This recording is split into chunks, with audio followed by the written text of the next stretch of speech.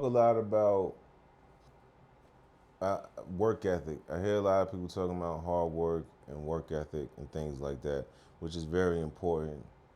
But for the next generation, because it was important for me, and it will always be important, especially to allow the work to develop, is to have some patience. Mmm. I think patience is very important. There's a difference between being patient and being lazy.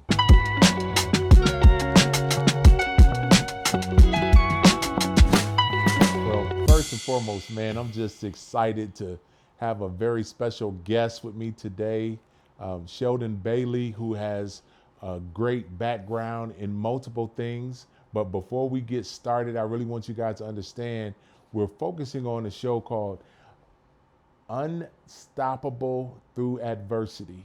Really, we're focusing on really having the university through adversity because there's so many things we getting ready to talk about. So Sheldon, give us a little bit of background on you and a little bit about athletics and what you've already done. We're gonna start in athletics if you're cool with that. If you're cool with that. Yeah, I'm very cool with that because a big part of my journey started in athletics Yeah, and yeah.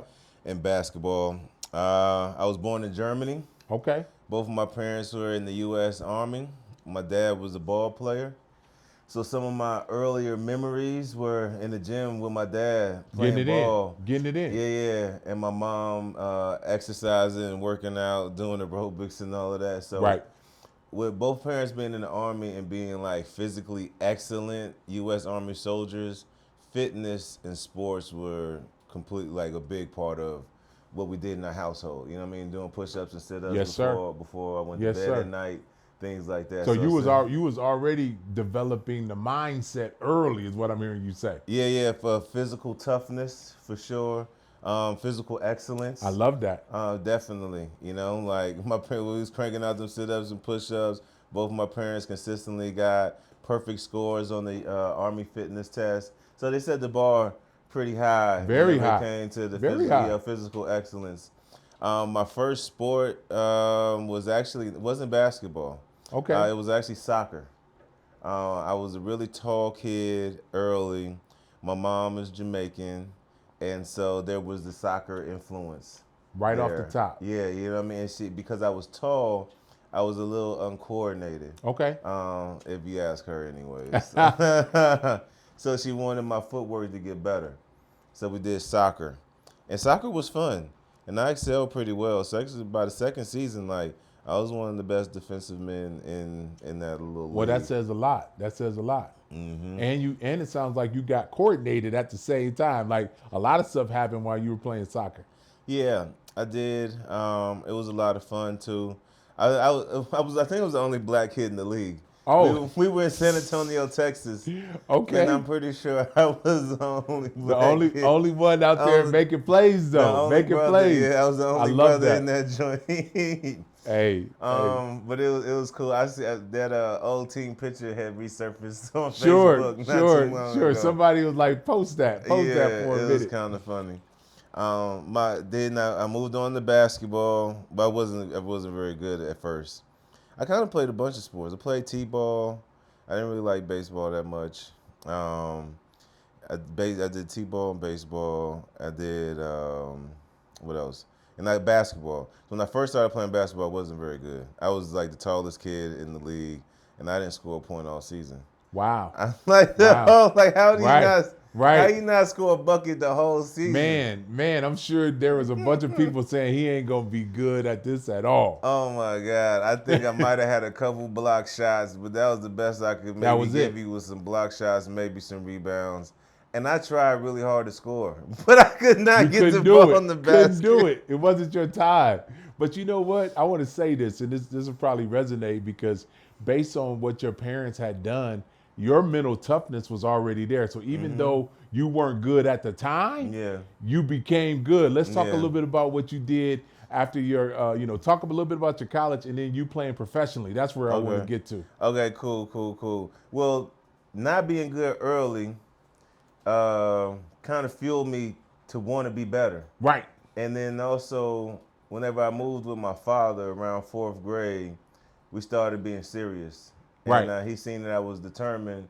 And so, my dad being a hooper, like he started training me. And then so after, and I hooked up with a couple guys on my team in my class, and we formed this trio.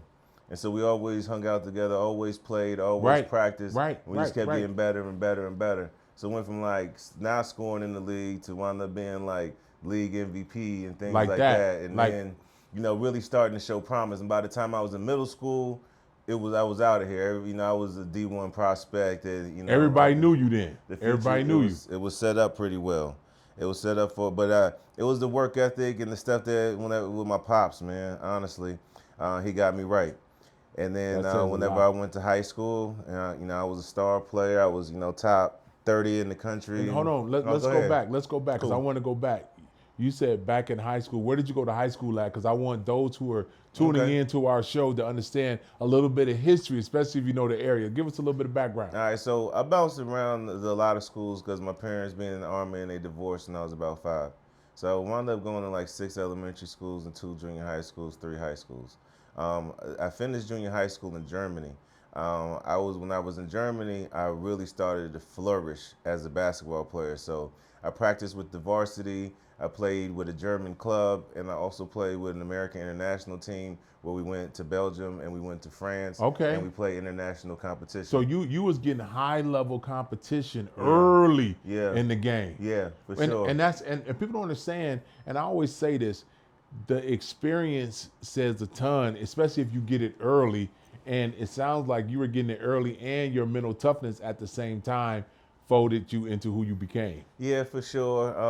Being in Germany and playing against, Belgian competition, the French competition, you have to find different ways to be able to perform. It's like almost like figuring out a puzzle. No question. Because the style is different, the players are different, the physicality is Yep. different. Yep. You know what I mean? So, figuring out different angles of how to score or how to rebound, learning these different things. And I believe that sports definitely help create, I already had a nimble mind, but it definitely helped develop my mind to be able to move quickly and to be able to figure things out. I love that. Pretty fast. So I want to say a couple things because, first and foremost, I love us talking about hoops because hoops is, that's part of my journey as well. But I really want to talk about your transition and what you're doing now. Because to be honest, I'm sitting with the celebrity for those of you who are tuning in. Like I'm hanging with a guy who's doing some phenomenal stuff on multiple levels. And I wanted him to talk about it because I want him to tell his story. So open up and tell us a little bit about what you're currently doing. Well, before I get to that, because it's still interconnected with Germany, because whenever I was in 8th grade, I started acting. I took theater class. Okay. So for me, I was always determined that I wanted to be an actor and a basketball player. So as soon as I had an elective that I could do drama, I took drama. And so I took drama class from the 8th grade all the way to the 12th grade. Oh, you did? Yeah. So you and I want to say this because I love what you're saying. So you knew you had that passion. Is that fair what I'm saying? Yeah. And then you invested in yourself to become better at what you felt like you were going to do. Am I talking right? Yeah, you're talking right. Okay, A lot all of right. people think that I had just like jumped into the acting game, but actually I had been trained to be an actor since I was a kid. That's like, so powerful. I made a determination for myself. That's You know big, what I mean? man. Like I'm gonna do this, and I continue to do it.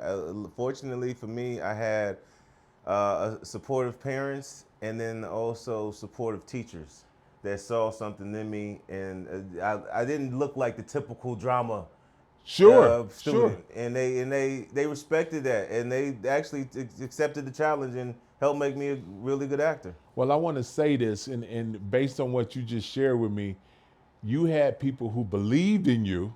Okay, stay with me because belief is part of it, right? And once you got people who see your gifts and are going to support it, you really can do whatever you want if you got the right people in your corner. And I talk about that all the time. It's important. It's important to have the right people in your corner. It's most important to believe in yourself, though. Yes. Because sometimes you don't always have the right support. There's definitely plenty of people that didn't think it was a good idea for me to act or felt like it would take away from my basketball, or like, you're a basketball player, like, you can't, or like you Like, can't do what are both. you doing? What are you Yeah, doing? yeah, you can't do both. You know what I mean? Things like that. But because of my own belief in myself, but then also the support of my parents, like Yeah. it helped form like basically a barrier to the hate and to like people, Yes. and the disbelief. Well, and I want to say this because I already can tell just from our conversation, and you getting excited right now. I don't know if you see it, but I see it. I'm just keeping it 100 It's with you. coffee kicking It's in. good. It's good. But I want you to understand, like, your self-belief and then being able to pretty much block out all of the people who hate, who were talking negative, who were undermining, who were planting seeds, and you were like, I know what I feel like I can do, and whatever you say is not going to stop me from going to it. Am I being real with you? Yeah, you're correct. Yes. So two things I want to say, because one thing that I love even about our conversation, there's something that uh, you exhibit that I believe I exhibit about facing adversity and then being able to navigate to get where you need to get. Because you and I both know this, especially as black men, Yeah, adversity is just par for the course. yeah. It's just part It of. comes with Well, you territory. just got to be willing to accept it. Yeah. But and I want to say this, and I want to hear your thoughts.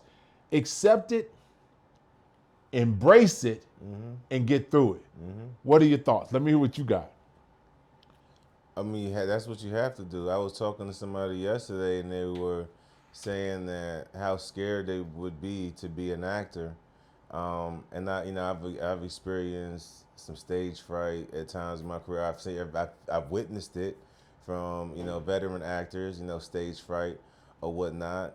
And the main thing is really like pushing through. Like Yes. whenever like you sit, hold on, this, pushing through when those times like before you go on stage and you're nervous or whatever, like it's gonna happen sometimes. And my thing is, you have no other choice. You either don't do it Right. or you push through. You get to the point where it's the point of no return, and you're gonna let the fear overcome you, or you're gonna push through. And I think one of the main ways that helps me be able to push through is belief in my talent, but then also the practice and the work that you put in Yes. beforehand to know Prior. that you are Prior. prepared. Well, I want to say this because and that's where I think our conversation is going to impact people who tune in to what we're talking about. Um, pursue your dreams. Is that and when I say pursue your dreams, and I'm sure you have went through all of the, we'll just use people who don't want to see you succeed and get where you are, and you have been mentally strong enough, which I want to talk about, to get and continue to get and really manifest. Do you talk about manifesting things at all? Yeah, I do talk about manifesting things. It's something that I actually want to continue to be more mindful of and be better at. Because I do have a strong mind and will, and I have made a lot of things happen No question. throughout my life. But I do think it is a way to be able to harness and improve it, which I hope to do. Well, and I want to take our conversation just on a little bit of a twist, because you already know I'm a coach. I'm a basketball guy. We both understand the game, and one of the things that I want to get your perception on is, there's 5 players on the court, right? And everybody can do multiple things. And so, based on what you've been able to do, which role that if you had to decide what you would do on the basketball court on those 5, what would your role be? I mean, my career, I was pretty much a forward. So you Okay. put me at the small forward position or the power forward position. The small forward position, that guy has to be versatile. You got to do a whole bunch of stuff. Yeah, you got to be able to be versatile. You got to be able to defend. You got to be able to put it in the bucket. You got to be able to rebound. You got to be able to put it in the bucket a variety of ways. So being that 3-4 guy, is crucial. Usually guarding the other team's best player, depending on their size. Controlling the boards at their 4 spot. So that's me. Definitely, I'm I love the that. versatile tough I guy. love that. The I love that. versatile tough guy that you need to get that W. Right, right. Well, I want to say that because as you already know, point guards are really the coach on the floor. The floor. The two player is the person who can shoot the ball from anywhere, anytime. You already talked about what you do. What have you ever played the five? Have you ever played in a position where you were the five man? Talk about that for a minute. Yeah, I actually had started my college career at the five. The thing was, I was an undersized five. Right, So right, you right. got to be extra tough to be an undersized five. So yeah, it was kind of some Draymond type of stuff going on for real. Right. But the thing was, I was really good as a freshman, and they wanted to get me on the floor. But I had a Hall of Famer at the three spot, and then we had the previous year's leading scorer at the four spot.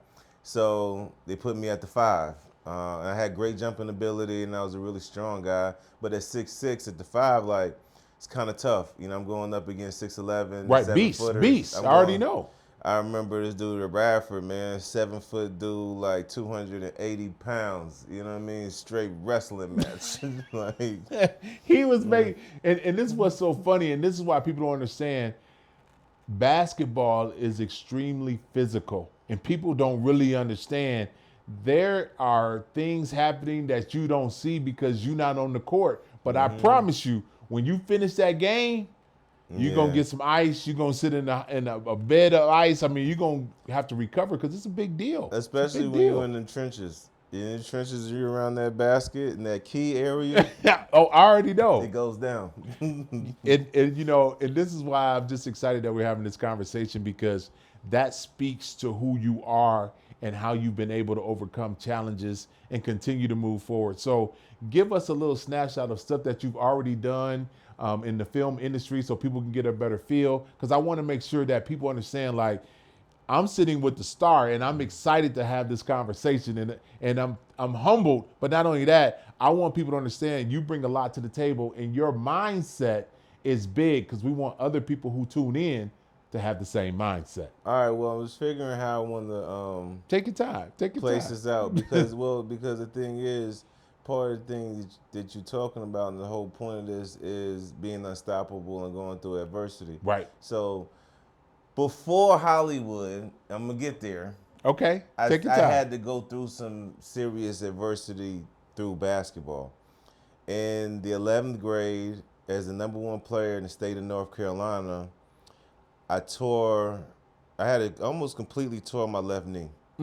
I tore the ACL, MCL, and meniscus, and had this deep bone bruise, and I had reconstructive surgery at 16 years old. I'm feeling your pain right now, just so you know. Everything you said, I understand. I wouldn't wish it on anybody, and that rehabilitation process was grueling. It was very tough. And I was somehow able to bounce back by my senior year and still become a Division I basketball player. That's huge. Where I had a situation where it was like, I don't know if this guy should ever play basketball, if he ever can play basketball based on what this knee looks like. Well, and this is what's going to sound crazy.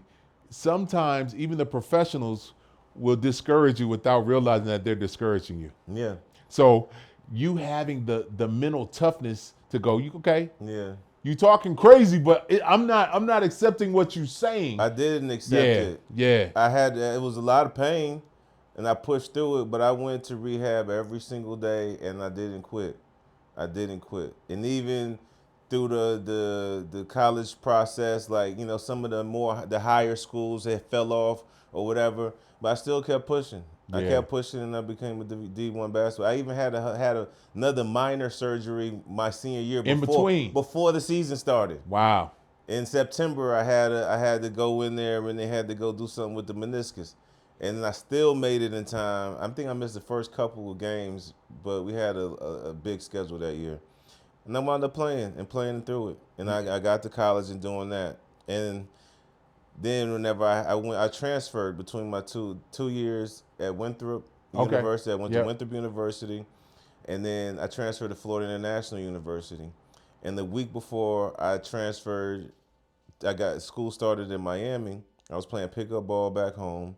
I was on the fast break by myself, and the guy I had dunked on TV, right, my freshman year, I dunked on this guy. He was a senior, and I dunked on him Okay. on TV, And right? hold on, and he was at the open gym. He had the open gym. I'm by myself on the fast break. Thinking everything's good. Dude comes out of nowhere, clobbers me No. in the air, come down on the other leg, snap, Are you serious? tore the right ACL.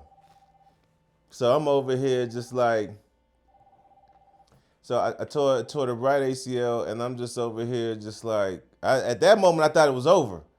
I was like, how, like, I done both of them. I knew it was torn. Right. Because I already been through this one. Right. So you thinking, oh, that's it. It's curtains, bro. It's over. It's over. I ain't hooping no more.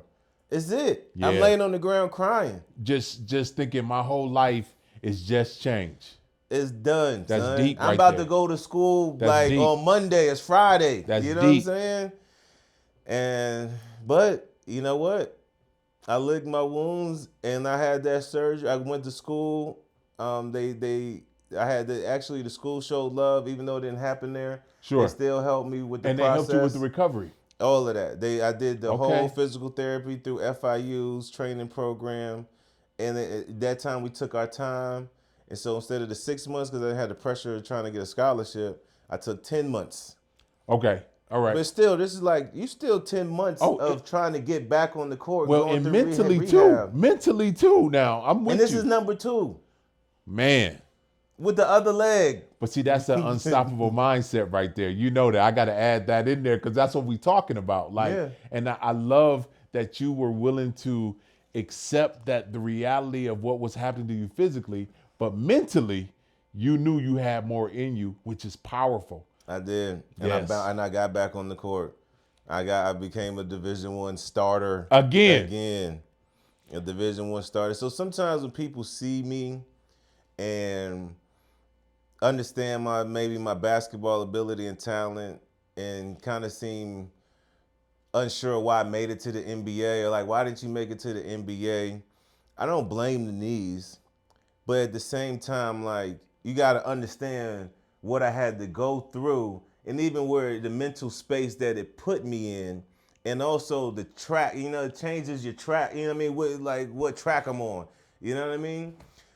So I feel very accomplished with the stuff that I was able to do with basketball. I feel like sometimes maybe I could have been more mentally tough to be able to perform at a higher level at times, but I have to give myself some grace too, because I went through a whole bunch, to even be on the court and then still be able to play today. Oh, it's a big deal. Well, and I want to say this, and I love this conversation because the other thing that I want to just give you love on, and I always say this, I like to give people their flowers, your mental health had to be strong or you wouldn't have recovered.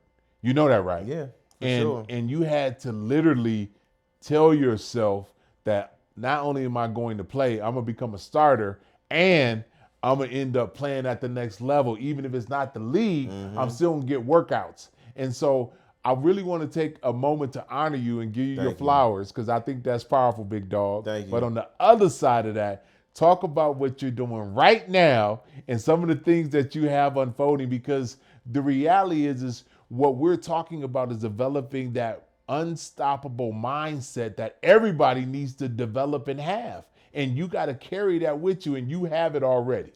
I have been one of the top sports advertising guys since, I don't know, probably since I started this thing in 2005. I did my first few commercials, right?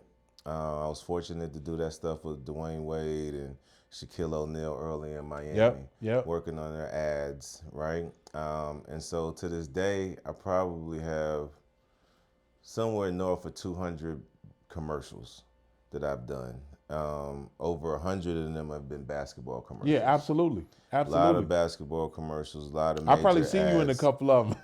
You have. No, yeah. I'm being silly. You know the deal. No, but you probably actually have. If you watch basketball games over the last 10 years, like, we've had a bunch of different commercials come on. And even sometimes you may or may not see my face, But I mean, there's been a lot of spots that we worked on. Right. And one of those jobs was, doing stuff with LeBron James, being his body double for a lot of years. Sure. And then, transition to success on TV. And so most recently, I've done the show Clipped. It's on FX and Hulu. And so starring Lawrence Fishburne, Ed O'Neill, my guy Jay Fonz, Jackie Weaver, Cleopatra Coleman. I mean, it's just a very strong cast. Sure, And sure. it's gotten rave reviews. I've had some of my first major critics showing me love. Which you is know what big. I mean? Which is big. Yeah. Well, the endorsement, right? Got, RogerEbert.com and Roper. Like, these are two of the biggest movie, TV critics Right. that exist In the world. In the In world. Yeah, no, I'm with you. I'm with you. In the history of the business, and for them to call me a standout in this show, on a show that has Lawrence Fishburne and Ed O'Neill in it, you know what I mean? Means a lot to me. It's a big deal. It's a big deal. And that little 8th grade boy is, you know what I mean? He you know what I mean? That was in drama classes eating all that up. You know what I'm saying? Well, he needed to get that confirmation, is what that is. Yeah. And I want to say a couple things, and then I want to give you the last word, because having you as a guest, first, I'm thankful, but on the other side of that, your story, your will, your ability to overcome adversity, your mindset, and then your ability to not give up is so profound. And people need to understand, like, that's a value that we have to be giving to the next generation. So with that being said, if you had one thing to share with the next generation, and this is your time, take your time. I really want you to process this. Yeah. What would that be? And take your time so that people can understand exactly what you're trying to communicate. We talk a lot about work ethic. I hear a lot of people talking about hard work and work ethic and things like that, which is very important. But for the next generation, because it was important for me, and it will always be important, especially to allow the work to develop, is to have some patience. I think patience is very important. There's a difference between being patient and being lazy and sitting around. But being patient to allow the work that you're doing to develop. I feel a lot of times young people get very frustrated when they don't see the immediate results. Yes. And especially nowadays in our social media era, where you got 90 seconds max to get your point Get it off. out. Get it You know out. what I mean? Like, our attention spans are short, and we want to hop from one thing to another. You know what I mean? And so I had a will and determination and a work ethic, but my belief allowed it time for it to grow and to develop. Now, it wasn't always easy. Not saying that I wasn't frustrated Sure. or things like that, but realizing that so much of this stuff has come to fruition, but over time. Over time. So check this out. When I was a kid, I used to love Nickelodeon, right? Right. I wanted to be on Nickelodeon so bad.